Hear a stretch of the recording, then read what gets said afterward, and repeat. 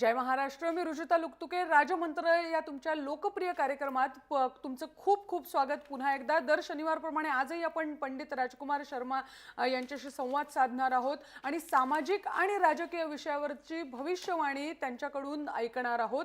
आज बघूया तर कोणत्या विषयावर भाष्य करतात, कारण आतापर्यंतचा लौकिक असा आहे की ही या कार्यक्रमात वर्तवलेली भविष्यवाणी 100% खरी ठरत असते. पंडित जी, बहुत बहुत स्वागत है आज आपका इस मंच पे, इस प्रोग्राम में. और आज क्योंकि बहुत सारे महाराष्ट्र से रिलेटेड विषय है जो जिनके बारे में हम आपसे सुनना चाहेंगे. बिल्कुल. तो कहिए पहले महाराष्ट्र की फिलहाल कुंडली क्या कह रही है? जी जी, देखिए महाराष्ट्र की कुंडली का जब हम अध्ययन करते हैं तो महाराष्ट्र संतों का स्टेट है. यहाँ पे तुकाराम, मौली और पंढरपुर में भगवान कृष्ण बैठे हुए हैं, तो डेफिनेटली यहाँ पर मुंबई में मुंब्रा देवी और हाजी अली और साथ में महालक्ष्मी स्थापित हैं, इसलिए महाराष्ट्र को देवभूमि भी मैं कह सकता हूँ. तो डेफिनेटली महाराष्ट्र के लिए अच्छा ही है.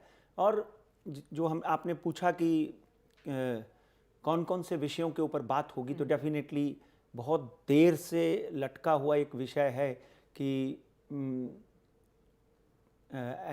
कब देवेंद्र फडणवीस की मिनिस्ट्री में एक्सटेंशन कब होगी और कब वापस लोग जो हैं बनेंगे. अभी खड़से साहब नहीं है तो रेवेन्यू मिनिस्टर कौन बनेगा, और आगे कुछ लोग इंतज़ार में हैं कि किन लोगों को मिनिस्ट्री मिल सकती है. तो इसके ऊपर एक तो चर्चा करेंगे, और दूसरा एक बहुत ही ज्वलंत मुद्दा कांग्रेस के लिए है. तो एग्जम्पशन तो हो गई, तो दूसरा ज्वलंत मुद्दा कांग्रेस का है कि दिग्गज नेता, महाराष्ट्र कांग्रेस के दिग्गज नेता, बहुत सीनियर लीडर जो राजीव गांधी के परम मित्र रह चुके हैं, जो इस वक्त राजस्थान और गुजरात के प्रभारी भी हैं, उन्होंने मतलब कहने का कि इस्तीफा दे दिया है, उसके ऊपर चर्चा करेंगे. और मोदी जी का धड़ाकेदार भाषण, और फिर मौसम, फिर BSC, NSC, gold, silver, as usual हम आपके समक्ष ये सब बातें रखेंगे. और इनके बारे में ज्योतिष शास्त्र क्या कहता है, ज्योतिष की नज़र क्या कहती है, डेफिनेटली आपकी तरफ पहुंचाया जाएगा. बिल्कुल पंडित जी, जैसे कि हमने देखे कि बहुत सारे इसमें से विषय है जो राज्य से जुड़े हुए हैं, महाराष्ट्र से जुड़े हुए हैं, और इस वक्त महाराष्ट्र की जनता ये जानना चाहती है, क्योंकि कई बार ऐसी अटकलें उठती है कि मंत्रिमंडल का विस्तार होगा और होता ही नहीं है. तो क्या इस बार जो हवा दिख रही है, क्या वो असल में इस बार मंत्रिमंडल का विस्तार आपको दिखता है, और अगर होता है तो कौन से बड़े नेता होंगे जिन्हें मंत्री पद मिलेगा? देखिए, सबसे पहले तो हम आज के गोचर की बात करते हैं, तो कन्या राशि में कहीं ना कहीं, सॉरी, नॉट इन कन्या राशि, कहीं ना कहीं अगर हम आज के गोचर की बात करते हैं तो गोचर में सिंह राशि में सिर्फ एक ही आधे घंटे 2 घंटे का फर्क पड़ा है. अच्छा. कन्या में चला जाएगा. तो सिंह राशि में चंद्रमा जो है भ्रमण कर रहे हैं, और साथ में मघा नक्षत्र है, क्योंकि ये गोचर और प्रश्न कुंडली के ऊपर निर्भर करता है कि कब क्या कैसा कहाँ होता है. आपने देखा होगा कि बहुत सी भविष्यवाणियां जिनके हमको जन्म तारीख भी नहीं मालूम होते, हम उसके ऊपर कर देते हैं, क्योंकि गोचर और अष्टमंगल प्रश्न कुंडली एक ऐसा अध्ययन है जिससे निकल कर आई हुई भविष्यवाणियां बहुत कम गलत होती हैं अगर आपने उसके ऊपर प्रॉपरली अध्ययन किया है. पर्टिकुलरली ज्योतिष के जानने वालों तक मैं ये बात पहुंचा देना चाहता हूं. अब आपने जो सवाल किया है कि पिछले 1.5 सालों से, जब से देवेंद्र फडणवीस मुख्यमंत्री बने हैं, तब से ये बात चल रही है कि कब मिनिस्ट्री में एक्सटेंशन होगी.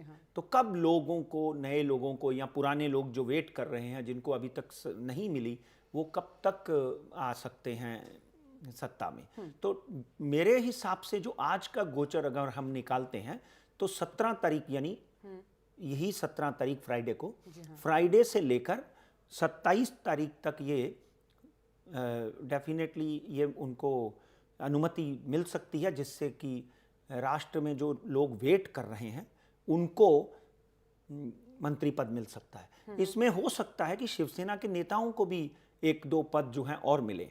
और अभी आपने नामों की बात की, तो नामों में डेफिनेटली विनायक मेटे हैं और भालेराव हैं, जो विदर्भा के बहुत बड़े दिग्गज नेता हैं, उनको मिल सकती है. फिर चंद्रकांत दादा हैं जो उनको एक्सटेंशन मिल सकती है। यहाँ तक हम कुंडली की बात करें तो चंद्रकांत बच्चू पाटिल जो हैं वो आरएसएस के बहुत ही पुराने और सीनियर नेता माने गए हैं। गोपीनाथ मुंडे और प्रमोद महाजन के करीबी माने गए हैं। हो सकता है कि ये रेवेन्यू ही उनको मिल जाए। और कहीं ना कहीं जो लोग इंतज़ार में हैं, बहुत सारे नाम हैं, उनको सबको मैं यहाँ पे समावेश नहीं कर सकता, मगर दिग्गज जो मेन लोग हैं जिन्होंने भारतीय जनता पार्टी की सरकार बनाने में उनको साथ दिया और उनको सपोर्ट दी, डेफिनेटली उन लोगों के नाम हैं। उसमें जानकर भी हो सकते हैं, मेटे हो सकते हैं, भालेराव तो डेफिनेटली उनको भी कोई ना कोई बर्थ मिल सकती है। तो सब मिलाकर अगर हम समावेश मिलाया जाए तो आपने जो डेट्स पूछी हैं 17 से लेकर 27 तक, ज्यादा से ज्यादा मित्रों 18 जुलाई को अधिवेशन शुरू होता है। उससे पहले पहले डेफिनेटली देवेंद्र फडणवीस जो हैं इस चीज को ठप्पा लगा देंगे और मंत्रियों की सूची आपको डेफिनेटली जल्दी से जल्दी जो नए मंत्री पद संभालेंगे वो मिल जाएंगे। बिल्कुल। हाँ। क्योंकि डेट ही बहुत इंपॉर्टेंट है, क्योंकि हमेशा ऐसे होता है कि होगा होगा और बाद में होने से रह जाता है। नहीं, हमने हर बार बोला कि इसकी ये मुश्किल है और हर बार इसी बात के ऊपर मैंने भी आपके समक्ष चर्चा की, मगर अभी हाथी निकल गया पूंछ रह गई, ऐसा समझ लीजिए। मगर कुछ नेताओं को तकलीफ भी आने वाली है अगले कुछ महीनों में, जो हम अपने राजमंत्र के हर वीक के कार्यक्रम में आपके समक्ष पहुंचाते जाएंगे। डेफिनेटली भारतीय जनता पार्टी में अगले 6 महीनों में एक बहुत बड़ा बदलाव आने वाला है, तूफानी बदलाव आने वाला है। डेफिनेटली कहीं ना कहीं एकनाथ खड़से के जैसे 2-3 नेता और हैं, क्योंकि मोदी और अमित शाह जो हैं एक करप्शन फ्री देश चाहते हैं। इन्होंने ये तहिया कर लिया है कि नमस्ते सदा वत्सदे मातृभूमि। इन्होंने ये सोच लिया है कि देश का धन देश में रहना चाहिए।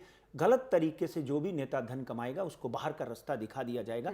बहुत जल्दी 2-3 नेताओं की और बारी आने वाली है। आप जरूर देखते रहिए हमारा कार्यक्रम, इसमें हम डेफिनेटली समावेश रखेंगे। जी बिल्कुल।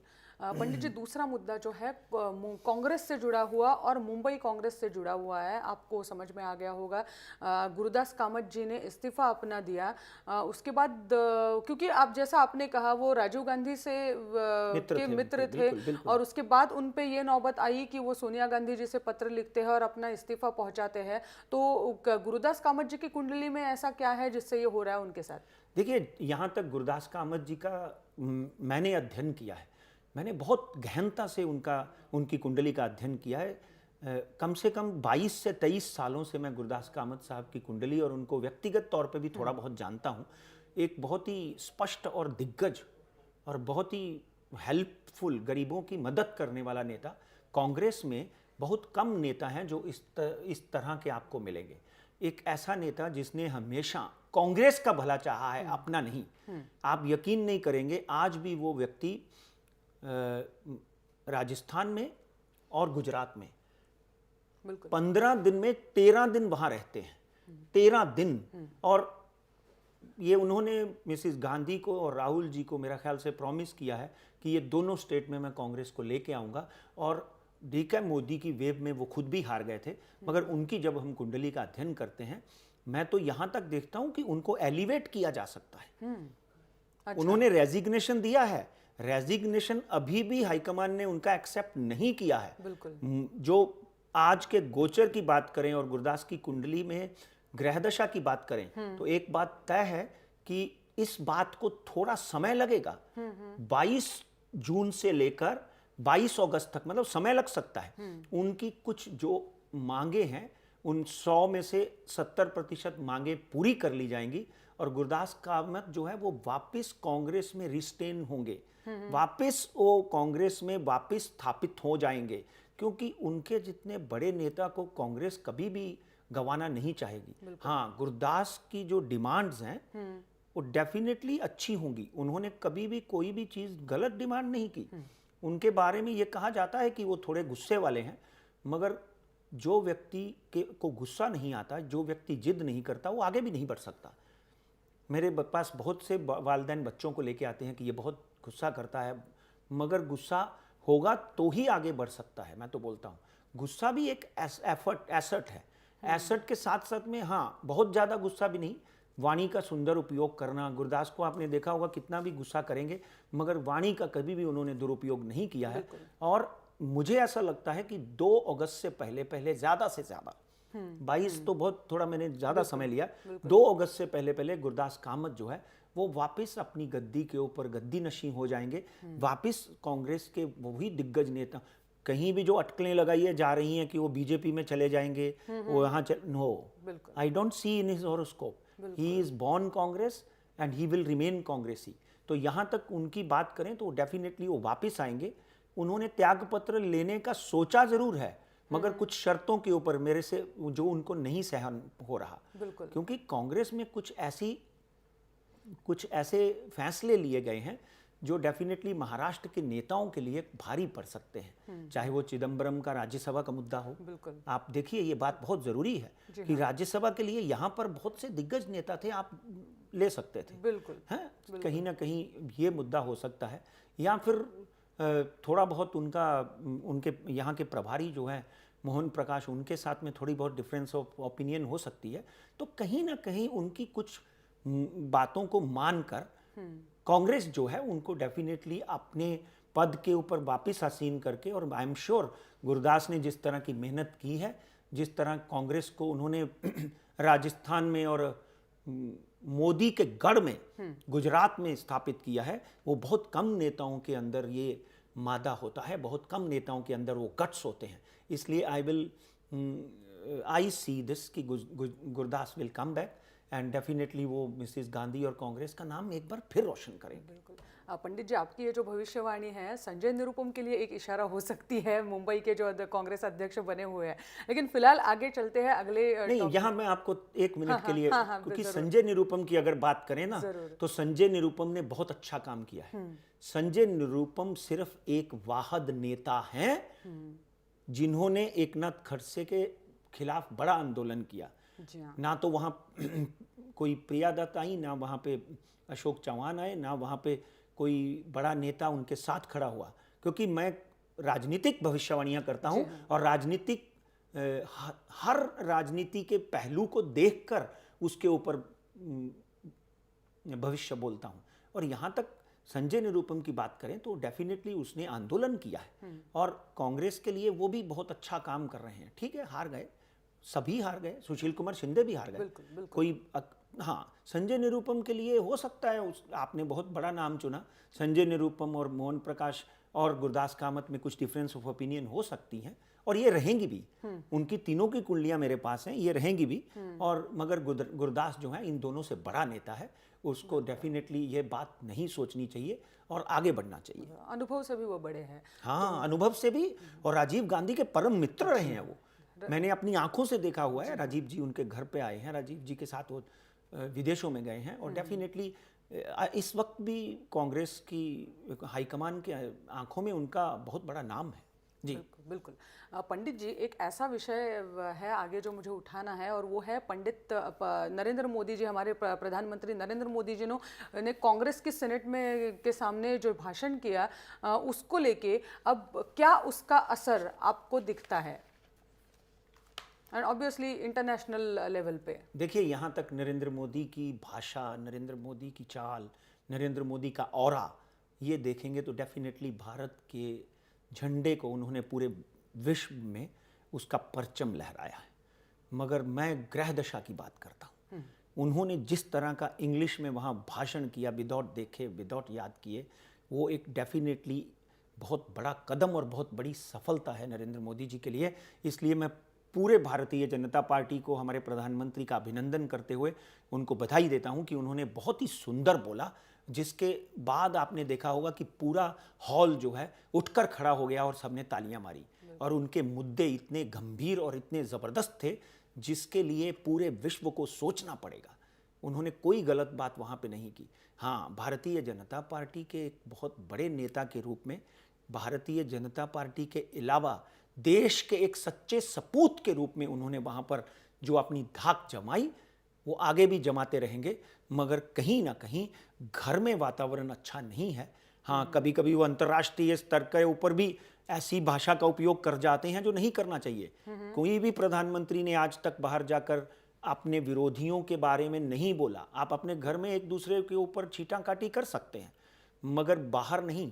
चाहे वो मनरेगा हो, चाहे वो 2G स्कैम हो, चाहे वो किसी भी तरह का कांग्रेस की कोई गलती हो या स्कैम हो या किसी भी, मगर बाहर जाकर उन्होंने कई बार इस बात का वर्णन किया जो सामना ने परसों उठाया। आपने देखा होगा कि मगर अगर इन चीज़ों को माइनस कर दिया जाए तो नरेंद्र मोदी ए योद्धा हैं। और मैंने, आपको याद होगा दर्शकों, जब उन्होंने प्रधानमंत्री की शपथ ली थी तभी बोला था कि एक ऐसा नेता देश को मिला है जो अतुल्य है, जिसने इस देश को अपने मन से प्रेम किया है। मगर कुछ गलतियां हर व्यक्ति से होती हैं और उनसे भी हो सकती हैं, और वृश्चिक राशि में जब शनि और मंगल हो तब तो और ख़राब होता है। इसलिए डेफिनेटली कुछ चीज़ें उनको सलाह के तौर पर, मैं जो आप बोली हैं उनको ये एक्सेप्ट कर लेनी चाहिए कि कुछ चीज़ें हैं जो ज़रूरी नहीं बोलनी है। हमारा देश आर्थिक और धार्मिक प्लेटफॉर्म है, इसके ऊपर आप जरूर चर्चा करें जिसमें आपकी पीठ थपथपाई जा सकती है। ये ज़रूरी नहीं है कि हमारे देश में कितने हज़ार गांव में बिजली नहीं है, कितने हज़ार गांव में शौचालय नहीं है। We don't need to do that. The whole world, आज पूरा विश्व हमारे देश में इन्वेस्टमेंट करने के लिए ललायित है। We are number 1 in the world at this moment. 2 हफ्ते पहले नंबर 2 थे। तो कहीं ना कहीं वी आर ग्रोइंग वर्टिकल। हम जो आर्थिक उन्नति की तरफ बढ़ रहे हैं उसके लिए हमारा देश और नरेंद्र मोदी, भारतीय जनता पार्टी बधाई के पात्र है। और कुछ चीज़ों को माइनस करना ही पड़ेगा और आगे ये नहीं होनी चाहिए, ऐसा सोचना चाहिए। बिल्कुल बिल्कुल।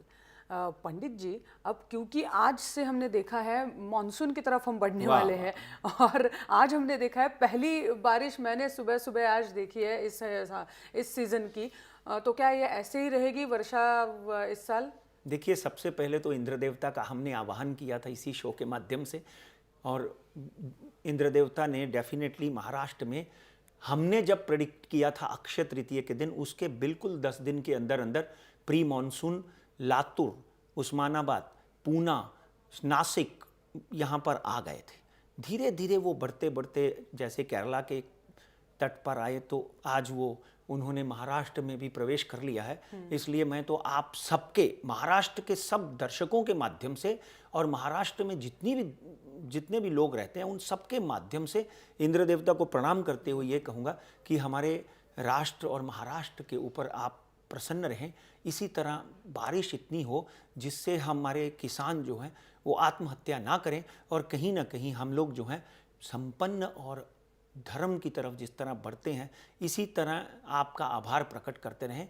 अब बारिश कितनी होगी इसके ऊपर चर्चा करते हैं। देखिए, आज 11 तारीख है, सिंह राशि में चंद्रमा है, और जब हम गोचर की बात करते हैं, मगा नक्षत्र, और जब हम गोचर की बात करते हैं तो गोचर में ऐसा समझ लीजिए कि 19 जून से बारिश जो है वो पूरे फॉर्म में आनी शुरू हो जाएगी। मगर 2 जुलाई से लेकर 2 अगस्त तक जो बारिश होगी, इतनी तकलीफ सूखे में नहीं हुई, जो मैं पहले भी कहता आया हूँ। 19 जून से लेकर 2 जुलाई से लेकर 2 अगस्त तक, जो 19 जून से तो बारिश अच्छी तरह आ जाएगी। हमारे जो स्रोत हैं भरने शुरू हो जाएंगे, और देवेंद्र फडणवीस जो हैं उन्होंने, वो बधाई के पात्र हैं। उन्होंने जिस तरह का लातूर में काम किया है, पंकजा मुंडे बधाई की पात्र हैं क्योंकि वहाँ की पालक मंत्री हैं, और जिस तरह से उन्होंने मेहनत की है विदर्भा, मराठवाड़ा में स्रोतों को इकट्ठा करने के लिए, वो आज तक बहुत कम हुआ है। इसलिए देवेंद्र फडणवीस और उनकी पूरी टीम बधाई के पात्र हैं। उन्होंने ये ध्यान रखा कि उनका किसान जो है उसको पीने के लिए पानी ज़रूर मिले। और यहाँ पर एक और बात बड़ी महत्वपूर्ण है कि अभी विनायक मेटे ने बहुत बड़ा एक नौकरी का मेला रखा हुआ है पूना में। और वो मेला यानी जितने भी लोग विदर्भा से, मराठवाड़ा से आएंगे उनको नौकरी दिलवाने के लिए उनकी जो पार्टी है शिव संग्राम, वो कटिबद्ध है। और MeMaratha.com उनकी कोई उसमें भी वो लोग कोशिश करेंगे। तो पूरी ये टीम जो है देवेंद्र फडणवीस की, वो अच्छे काम कर रही है।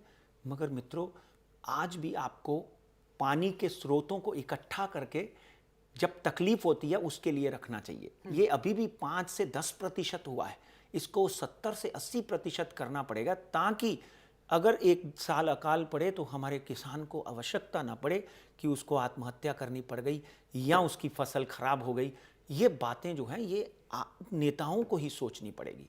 इसलिए अगले 2 जुलाई से 2 अगस्त तक जो बारिश है, हमारा जो डिज़ास्टर मैनेजमेंट है उसको अपने कान खड़े करके अपनी मशीनों की अच्छी तरह से देखकर बोट्स को अच्छी तरह से देखकर, क्योंकि कई जगहों के ऊपर लंबी चौड़ी बाढ़ आ सकती है, तूफान आ सकता है, इन चीज़ों का ध्यान रखें कि आम आदमी पानी से त्रस्त ना हो, क्योंकि पहले तो पानी ना मिलने से त्रस्त था और ये पूरी तरह से गोचर और बता रहे हैं कि मौसम विभाग भी बता रहा है कि 14 से 15% ज़्यादा बारिश होगी, मगर मुझे लगता है 100 से ज़्यादा, एक 100% बारिश तो होनी है, उसके ऊपर 100% और बारिश होने के आसार नज़र आते हैं।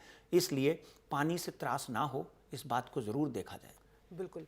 पंडित जी, वैसे तो हमें आगे मुड़ना है सेंसेक्स की तरफ, क्योंकि सब लोग उसी का इंतजार कर रहे हैं, लेकिन उससे पहले एक छोटा सा ये, क्योंकि उड़ता पंजाब को लेके आपको मालूम होगा, बॉलीवुड की फिल्म है, अनुराग कश्यप जिसके निर्देशक है, वो फिल्म को लेके बवाल खड़ा हुआ है। सेंसर बोर्ड और पूरा बॉलीवुड आमने सामने खड़ा है और सेंसर बोर्ड के बारे में कोर्ट से भी निर्णय आना है। तो कहिए, कुंडली इस वक्त क्या कहती है? देखिए, सेंसर पहलाज निहलानी की जब हम कुंडली का अध्ययन करते हैं तो कहीं ना कहीं उड़ता पंजाब का भी अगर हम आज के दिन गोचर देखते हैं तो सूर्य और शुक्र जो है वो फिल्मों के साथ में जुड़ा हुआ है, ऐश्वर्या के साथ में जुड़ा हुआ है, फैशन के साथ में जुड़ा हुआ है, और ये जगमगाती दुनिया का सबसे बड़ा ग्रह हम शुक्र को मानते हैं। तो यहाँ शुक्र और सूर्य की युति देख रहे हैं, तो डेफिनेटली ये विवाद जो है ये अगले मैक्सिमम एक हफ्ते में खत्म हो जाएगा। और 17 तारीख को अगर, और यहाँ तक 80 कट्स की बात है, 80 में से 5 ही कट होंगे, ना तो सेंसर ना तो पहलाज निहलानी कुछ कर पाएंगे, ना सेंसर बोर्ड कुछ कर पाएगा। डेफिनेटली अगर हम फिल्मों की बात करें तो आपको याद होगा गुलशन ग्रोवर एक फिल्म में बोलते थे कि हमारे पंजाब में ऐसा ही होता है। तो स्टेट्स का नाम लेने से कहीं फिल्म में कोई बाधा नहीं आती है। बिल्कुल। इसलिए मैं तो आज के सरकार से भी अनुरोध करूंगा कि फिल्में जो है वो हमारे समाज का एक आईना है, उसको दिखा देना चाहिए। मैं खुद पंजाब से हूँ, इसलिए मुझे भी पता है कि पंजाब में जो हो रहा है वो उड़ता पंजाब में शायद 50% ही दिखाया जा रहा है, इससे ज़्यादा हो रहा है।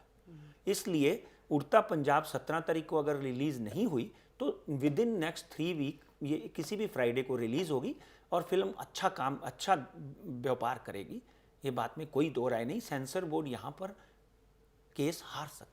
बिल्कुल। ये जो फैंस है, फिल्म के फैंस है, उनके लिए तो ये अच्छी खबर है कि बिना ज़्यादा कट्स के ये फिल्म रिलीज हो सकती है। पंडित जी, अब कहिए, क्योंकि हमारा जो टॉपिक है सेंसेक्स का, उसकी तरफ मोस्ट फेवरेट। जी हाँ, तो वहाँ आ चुके हैं हम। अब बताइए निफ्टी की मार्केट की आगे की लेवल। हाँ, देखिए, बॉम्बे स्टॉक एक्सचेंज पिछली बार हमने बोला था कि मार्केट में 27,200 के आंकड़े से नीचे गिरनी शुरू हो जाएगी और 26,400 हमारा आंकड़ा है। ये मित्रों 2 दिन अभी भी ढीला रह सकता है।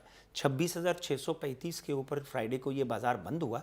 26,350 नीचे का आंकड़ा आज भी मैं इसको पकड़ के चलता हूँ। आज भी अगली बार से हम कुछ सेक्टर भी बताएंगे यहाँ पे आप इन्वेस्टमेंट करें, और ऊपर का स्तर जो है वो 27,300 है। I am still bullish on market. ये मतलब अचानक 500-700 पॉइंट बढ़कर आपको दिखाते तो इसलिए कोई आश्चर्य नहीं है। और निफ्टी की बात करें तो 8,170 पे निफ्टी बंद हुआ है। मुझे लगता है कि ये 8,050 के नीचे नहीं जाता, ज़्यादा से ज़्यादा 8,050, 8,075 तक ये नीचे को आएगा। ये 8,050 से नीचे आया तो उसी दिन इसके ऊपर बंद होगा। ऊपर का स्तर आज भी मेरा 8,450 है। Market can bounce back like anything. 8,350 minimum, 8,450 maximum, और स्टॉप लॉस रख के आगे चलें। सोने की बात करें तो आपको याद होगा कि हमने बोला था कि सोना और चांदी दोनों छलांगे लगा सकते हैं। जैसे ही सोना 28,800 के नीचे जाएगा एक बार फिर बढ़त पाएगा। इसने सोने ने वापस 500-700 रुपए की रोज़ बढ़त पाई और सोना 30,084 रुपये पे बंद हुआ। सोना डेफिनेटली इस हफ्ते भी बढ़ता रहेगा, 31,000 का आंकड़ा छू सकता है। पर नीचे का स्तर जो है 29,650 आज भी इसका लेवल जरूर है। मार्केट में ऊंचा ज़्यादा है, नीचा कम है, इसलिए मार्केट को 31,000 तक मैं देखता हूँ। सिल्वर एज यूजुअल 38,500 मैंने बोला था कि भाई यहाँ पे इन्वेस्ट कर लें, 41,000-42,000 हो जाएगा। फ्राइडे को 41,068 हो गया। आगे आने वाले दिनों में इस हफ्ते में 42,500 तक सिल्वर जा सकता है और नीचे का स्तर वापस 39,400 हो सकता है। क्रूड ऑयल की बात करें तो आपको याद होगा मित्रों, अंतर्राष्ट्रीय स्तर पर मैंने बोला था कि क्रूड ऑयल $50 पर बैरल हो जाएगा, बट नोबडी बिलीव्ड मी। $26 पे गया, $22 पे गया, लोग बोलते हैं ये $10 हो जाएगा, 18।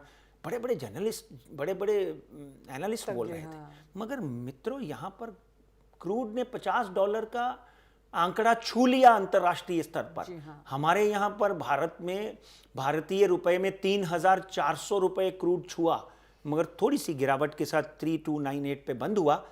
32 से नीचे नहीं जाता, ये वापस $54 और 3,450 के ऊपर जाता हुआ दिखाई देता है। एक बात ध्यान रखें, क्रूड में और सिल्वर में, सिल्वर अगले 6 महीनों में 45,000 भी जाएगा। अगर आप 6 महीने की अवधि में इन्वेस्ट करें तो डेफिनेटली आपको लाभ मिलेगा। बिल्कुल पंडित जी, बहुत बहुत शुक्रिया। आज आपने कई सारे मुद्दों पे मार्गदर्शन किया है हमारे प्रेक्षकों को, दर्शकों को। अगले हफ्ते में हम चाहेंगे कि हम धीरे धीरे अमेरिका के इलेक्शन के बारे में भी बोलना, भविष्यवाणी करना शुरू कर दें। बिल्कुल, अभी तो कैंडिडेट जिसकी मैं इंतजार कर रहा था वो डिक्लेयर हो चुकी हैं। और definitely Donald Trump, Bernie Sanders जो है वो तो विड्रॉ कर गए। हाँ, हिलरी क्लिंटन, डोनाल्ड ट्रंप, इन दोनों की कुंडलियों के बारे में बहुत गहनता से मैं रोज़ अध्ययन कर रहा हूँ और कहीं ना कहीं विदेशी पत्रकार जो हैं पूछ रहे हैं। मगर अगली बार सबसे पहले हम जो ये भविष्यवाणी करेंगे ये जय महाराष्ट्र के राजमंत्र के माध्यम से करेंगे। इसलिए दर्शकों को जो इंतज़ार था, आपको लिखते थे, मुझे लिखते थे, वो अगले हफ्ते आपको ये भविष्यवाणी सुनने को मिलेगी। ज़रूर, हमारा सौभाग्य होगा वो। बिल्कुल, बहुत बहुत शुक्रिया आज आपने हिस्सा लिया हमारे प्रोग्राम में। जाण्यापूर्वी एक छोटंसं, कारण आपल्याला पत्र येत असतात, आपण काही दर्शकांची नावं मी आता वाचून दाखवणार आहे, त्यांचे आभार खूप खूप। ज्योती दुबे खामगाव बुलढाण्याहून त्यांनी लिहिलंय, अभिजित भुजबळ आहेत, विजया ठुसे, मोहसिन मुल्ला, स्वप्नील निकम, राहुल कुलकर्णी, सागर शहा, हे सगळे महाराष्ट्रभरातनं ही सगळी पत्र आपल्याला आलेली आहेत आणि त्यांना पंडितजींकडनं भविष्यवाणी दर आठवड्याला ऐकायला आवडत असते। या नोटवर आज या कार्यक्रमात आपण इथेच थांबतोय, पण तुम्ही पाहत रहा जय महाराष्ट्र, थेट अचूक बिनधास्त।